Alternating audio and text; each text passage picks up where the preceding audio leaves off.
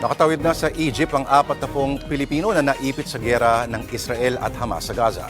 Yun nga lang, may 6 daw na nagpaiwan. Narito ang report. Kahit gabi na, maliwanag pa rin ang mga kalangitan sa Gaza, Palestine. Pero hindi dahil sa mga pailaw, kundi dahil sa mga pagsabog. Rinig din ang putukan ng mga baril na pinaniniwala ang bakbaka ng Israeli Defense Forces at ng grupong Hamas. Pagkagat na liwanag, nabalot ng usok ang Gaza Strip.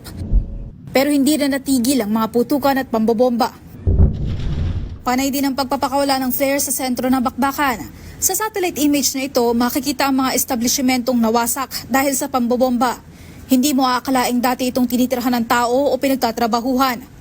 Kahit ano kasi yan, basta may intel na pinagkukutahan yan ng Hamas ay binobomba at sinasalakay ng Israel.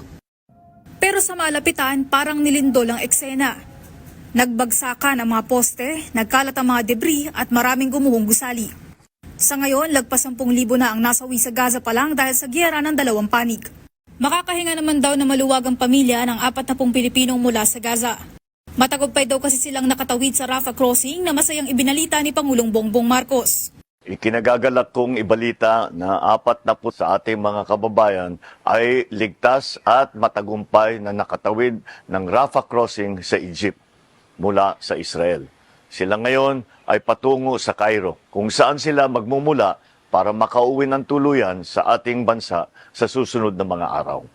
Pero paglilinaw ni Department of Foreign Affairs Undersecretary Eduardo De Vega, may 6 pang nagpaiwan sa border.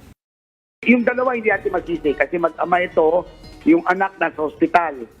So kailangan nila maiwan pa sa Gaza. Pero may 4, yung sa last moment nagkaroon ng konting duda kung gusto rin pumunta ng Egypt at pumunta ng Pilipinas. Ang problema, kung nagbigay uli yung authorities ng palugit sa atin, pasok, lusot, 15, 16, ganyan. Tapos hindi natin kukunin lahat ng slots niyan, ibibigay sa iba at baka next time hindi na tayo priority. Inaasahan namang may susunod pang batch ng mga makakatawid sa Rafah Crossing sa mga susunod na araw. Sa ngayon, nasa 74 pang Pinoy ang natitira sa Gaza. Pero hindi raw lahat ay gustong umuwi dahil may asawang taga-Palestine. Mobile Journal Julie Baiza, hatid ang mukha ng balita. Gusto mo bang lagi kang updated sa mga balita? Aba, ay simple lang. Mag-subscribe ka na dito sa 1PH. I-click mo lang ang subscribe button at notification bell para hindi ka nahuhuli sa mga balitang dapat mong malaman.